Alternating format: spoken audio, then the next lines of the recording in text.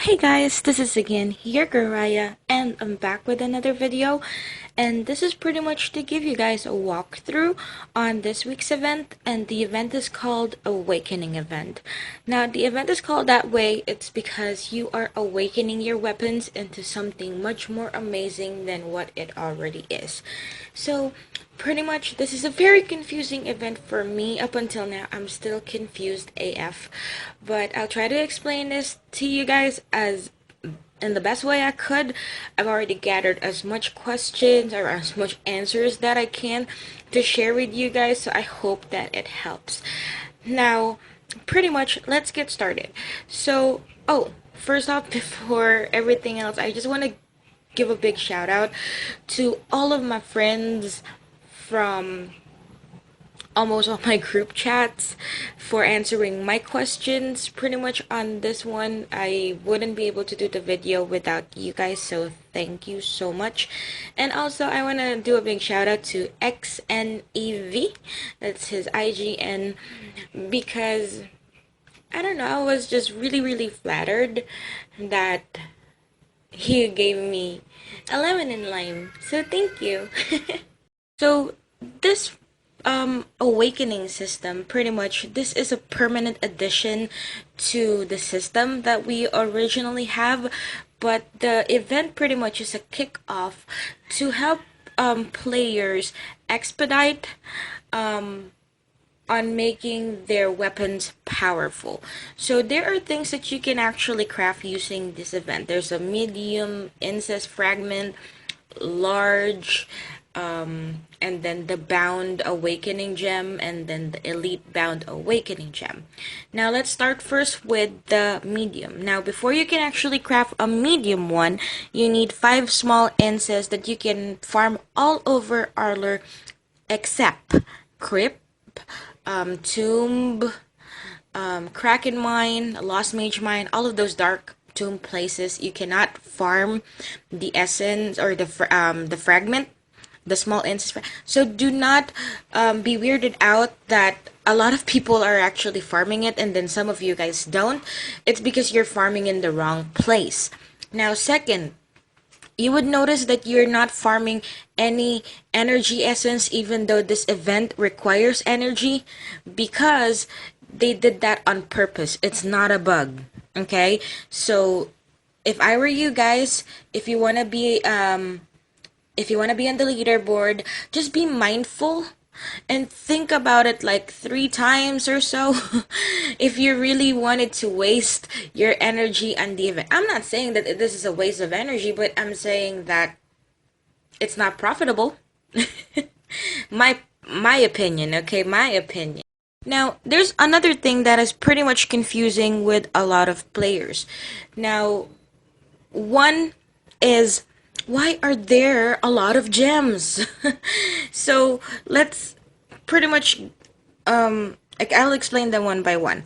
So first, you can only use the bound gems when you open the slots on the weapons. So when you click the weapons and click on awaken, it will actually route you over to the store wherein you can purchase the initial awakening elixir, which costs 500k gold, and this is to open pretty much the first 2 slots, and it will give you the additional buff that is purely random.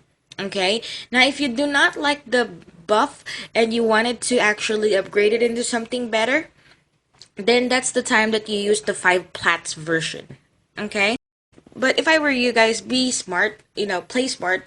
Do not use that 5k gold to open epic and rare. Just start with legendaries, and then if you wanna, so the epic and rare only has like 1 slot. Legendary cost 2 slots for your buff.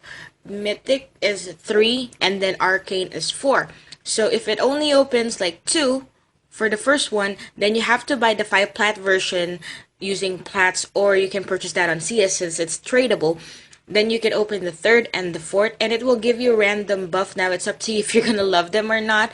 Me personally, when I opened mine, I like it because I got the speed for my mage and also the additional luck that I need since I'm a farmer. I'm a pure PvE player, so anything that can help me with farming is just amazing. Now, 2, Another thing, the elite bound awakening gem and also the bound awakening gem, these are the things that you actually have to craft to get leaderboard points. Sorry for the error. So if you craft the bound awakening gem, which has like 6 or 10 pieces of each weapon shards that can only be looted when you kill these demons, pretty much that's 10 of each class, or 10 of each kind of weapon. So that's hammer and shield, sword, dagger, bow, staff, and gem.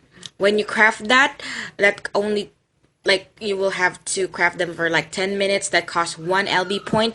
And then the elite one, based on my friend, he actually had to craft it for an hour, and that provides you 20 points.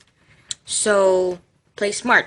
Now, the portals are actually per class. If you're not a rogue, then you cannot join the dagger and the bow ones. If you're not a mage, then you cannot go to the portal for the staff and the gun. And if you're not a warrior, then you cannot go to the hammer, or the sword and hammer and shield.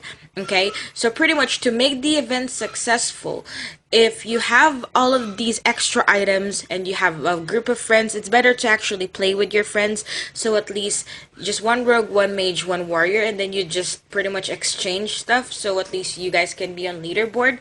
Then that's fine.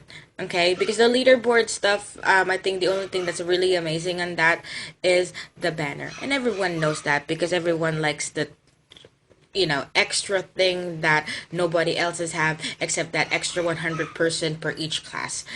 Everyone knows that. So for me, what I personally like about this event is the fact that your items can actually be much more powerful than what they are right now. And another thing that I should be adding is, what's the difference between Bound Awakening Gem and the Elite Bound Awakening Gem? Because they both pretty much provide you the additional buff that you need. So one of the things there is the Bound Awakening Gem, which is the blue one. That is not tradable nor stashable, so it just stays on your account. That's why it says bound. The maximum buff, I think, for that is like 100, and then for the elite bound it's like 150. So I'm talking about the mana, the armor, those extra extra stuff in there. And then pretty much every single time that you open this bound awakening gem and elite bound awakening gem to pretty much maybe push your luck into getting something better, it doesn't just change one, it changes all four. So these are some of the things that I actually asked them. Why did they choose to make it like random? Pretty much like if you wanted to switch one stat that you don't really like, it will all switch all four. It's because it gives the player that extra interest if they are satisfied already with what they have, or if they're willing to gamble into getting something much better. Now, a lot of people will think that, oh, this is not good, but honestly, I find it good for farmers like me because it has that sense of keeping the people or keeping the players interested, or giving them the option to decide if this is already enough for me, or do I need to actually gamble and get something much better.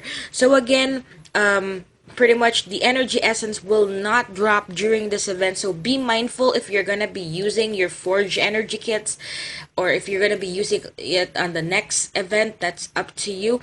And I really hope, by the way, that these small informations that I provided you helped out. If you do have questions, just feel free to drop them on the comment box down below. I'm gonna try to find the answers for you guys, because like you guys, I am also learning the event myself, and so at least we can both learn together.